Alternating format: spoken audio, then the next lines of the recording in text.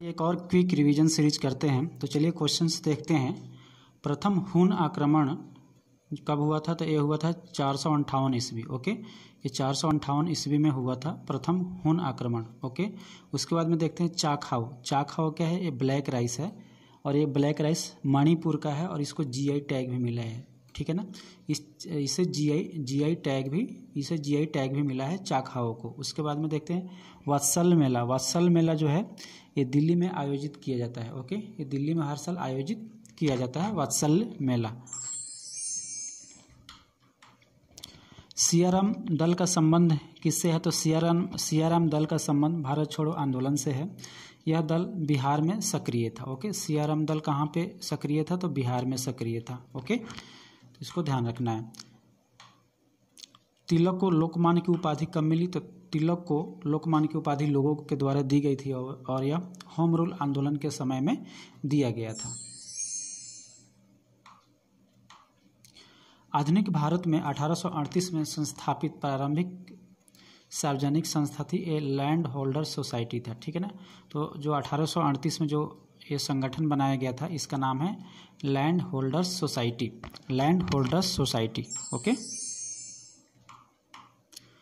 वह एकमात्र भारतीय राजा जिसने भारत में और भारत के बाहर क्रांतिकारी आंदोलन में सक्रिय रूप से भाग लिया था, तो वो थे राजा महेंद्र प्रताप। और इन्होंने अफगानिस्तान में अंतरिम सरकार की भी स्थापना की थी, राजा महेंद्र प्रताप। ओके, राजा महेंद्र प्रताप को ध्यान रखिएगा।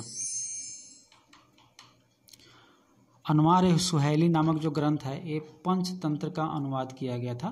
पंचतंत्र का ये अनुवाद किया हुआ ग्रंथ है अनवार सुहैली।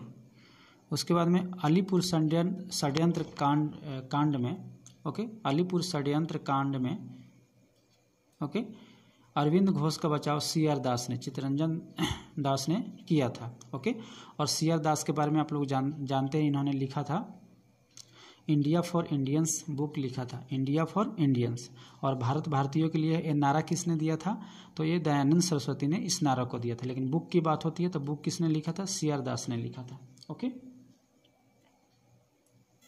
और सीआर दास को देश बंधु भी बोला जाता है। ठीक है ना, सीआर दास को देश बंधु भी बोला जाता है। नेक्स्ट, पहला सफल हृदय प्रत्यारोपण सीएन बर्नार्ड ने के द्वारा किया गया था और ये किया गया था कहाँ पे? साउथ अफ्रीका में। साउथ अफ्रीका में ये दक्षिण अफ्रीका में किया गया था साउथ अफ्रीका में। ओके, दक्षिण अफ्रीका में किया गया था। किसके द्वारा? सीएन बर्नार्ड के द्वारा हृदय का प्रत्यारोपण। किसने कांग्रेस पर प्रार्थना याचना तथा विरोध की राजनीति करने का आरोप लगाया था? तो यह आरोप और कोई नहीं, ये तिलक ने लगाया था। ओके, ये बाल गंगाधर तिलक ने लगाया था। ओके, नेक्स्ट देखते हैं। अमेरिकी पत्रकार जो महात्मा गांधी के भारत छोड़ो आंदोलन के दौरान उनके साथ रहा था, तो भारत छोड़ो आंदोलन के दौरान ये अमेरिकी पत्रकार था लुई फिशर, जो महात्मा गांधी के साथ में रहा था। Louis Fischer. जीवाणु कोशिका में सूत्र कणिकाओं की संख्या 0 होती है। ठीक है ना, और आपको पता है जीवाणु जो है प्रोकैरियोटिक जीव है ना। बैक्टीरिया को क्या किस कैटेगरी में रखा जाता है? प्रोकैरियोटिक में रखा जाता है।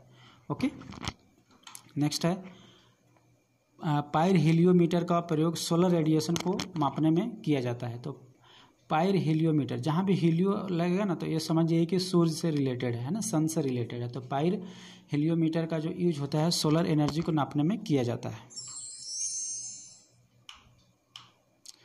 कानपुर षड्यंत्र जो संबंधित है एक कम्युनिस्ट आंदोलन को दबाने से संबंधित इससे रिलेटेड है। ओके, इसके तहत जो कम्युनिस्ट थे उन पर मुकदमा चलाया गया और उनको दबाने की कोशिश की गई थी। ठीक है ना, कम्युनिस्ट आंदोलन की जो शक्ति और बढ़ते प्रभाव को रोकने के लिए कानपुर में एक षड्यंत्र को आधार बनाकर कुछ कम्युनिस्टों पर मुकदमा चलाया गया। यह मुकदमा कानपुर षड्यंत्र केस के नाम से प्रसिद्ध है। ब्रिटिश सरकार ने 21 फरवरी 1924 ईस्वी को एमएन राय, मुजफ्फर अहमद, त्रिपाद अमृत डांगे, उस्मानी गुलाम हुसैन, रामचरण लाल और सिंगरा बेल चेटियार पर मुकदमा चलाया था। तो इस तरह से इस आंदोलन को दबाने की कोशिश की गई थी। ओके, कानपुर षड्यंत्र के माध्यम से कम्युनिस्ट को दबाने की कोशिश की गई थी। नेक्स्ट है the guilty man of India's partition किसने लिखा था? तो राम मनोहर लोहिया ने लिखा था the guilty man of India's partition. तो इसको ध्यान रखिएगा, बीपीएससी के पॉइंट ऑफ व्यू से इंपॉर्टेंट क्वेश्चन है। बैंक दर क्या होता है? जो आरबीआई है ना, जो वाणिज्यिक बैंकों को उधार देता है जिस रेट पे, उसको बैंक दर कहते हैं, ठीक है ना, बैंक रेट कहते हैं।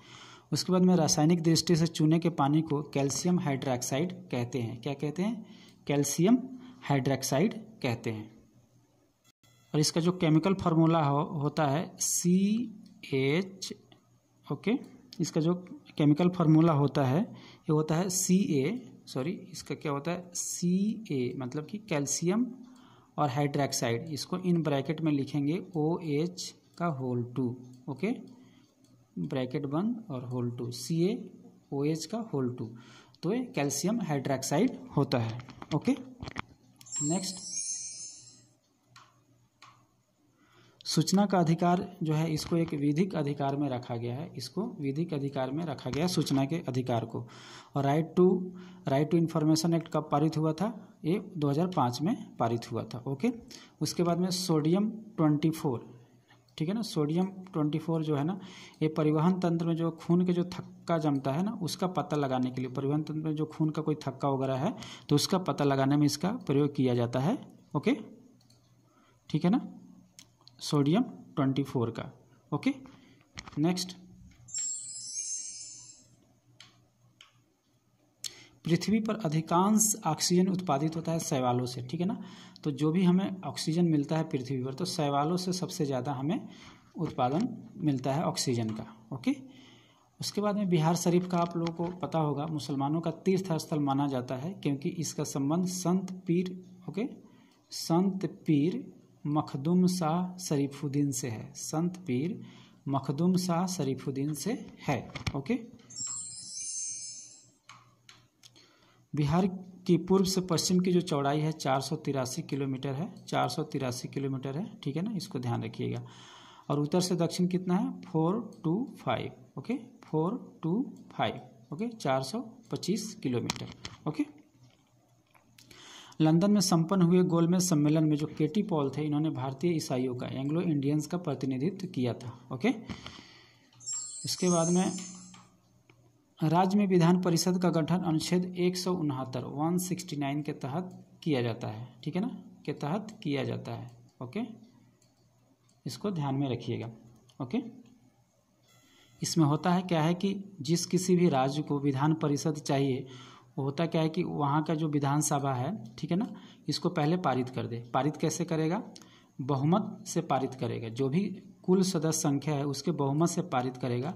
और जब वहाँ पे जो उपस्थित वोट देने वाले लोग हैं, ठीक है ना, जो सदस्य हैं, उनका 2/3 बहुमत और कुल सदस्यों का बहुमत से, ठीक है ना, पारित करके फिर संसद को भेजेगा, फिर संसद उस पर अपना अनुमोदन दे देता है, ठीक है ना। और अनुच्छेद 171 में क्या है कि जो विधान परिषद में जो सदस्यों की संख्या होगी, वहाँ के विधानसभा में जितने भी सदस्य होंगे उसके 1/3 से ज़्यादा नहीं होना चाहिए, ठीक है ना। लेकिन एक और भी कंडीशन है कि किसी भी दशा में यह 40 से कम नहीं होना चाहिए, किसी भी दशा में यह 40 से कम नहीं होना चाहिए, ठीक है ना, ये भी ध्यान में रखना है। उसके बाद में नेशनल काउंसिल ऑफ एजुकेशन की स्थापना, ओके, 15 अगस्त 1906 को किया गया था। नेशनल काउंसिल ऑफ एजुकेशन की स्थापना 15 अगस्त 1906 को किया गया था, okay. Next, highest waterfall of India जो है ये है कुंचिकल फॉल्स को बोलते हैं हाईएस्ट वाटरफॉल ऑफ इंडिया, और ये कर्नाटक में है, ओके। उसके बाद में है सोमपुर महाविहार का निर्माण किसने किया था? धर्मपाल ने किया था। और ये भी ध्यान रखिएगा, एक गुजराती कवि थी सोढल ने इनको उत्तर पथ स्वामी की उपाधि से संबोधित किया था। और ये धर्मपाल जो थे विक्रमशिला यूनिवर्सिटी की भी इन्होंने विक्रमशिला विश्वविद्यालय का भी स्थापना इन्होंने किया था, ओके। और ये भी ध्यान रखिएगा कि यहाँ पे विक्रमशिला विश्वविद्यालय में वज्रयान शाखा की पढ़ाई होती थी। जो बौद्ध धर्म का वज्रयान शाखा है ना, हीनयान और महायान के अलावा एक वज्रयान भी है, उसकी पढ़ाई होती थी। और उस समय भी जो वहाँ पे जो एडमिशन लिया जाता था, प्रवेश परीक्षा एंट्रेंस एग्जाम के तहत लिया जाता था। ठीक है ना।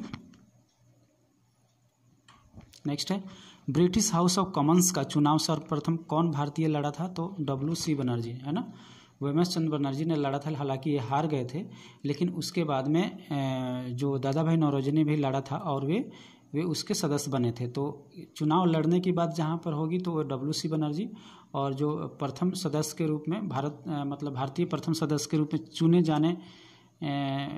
जाने के अगर पूछेगा तो दादा भाई नौरोजी होंगे। ठीक है ना।